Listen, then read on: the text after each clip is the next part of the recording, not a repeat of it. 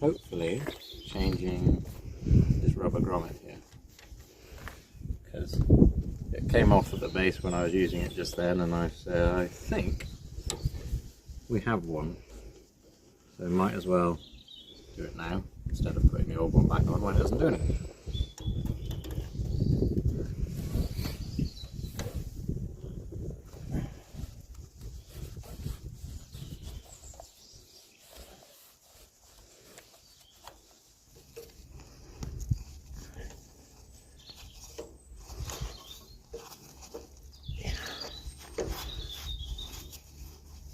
I believe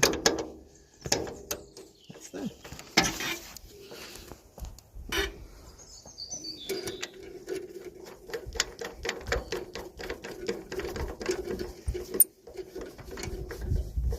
Now I can wash it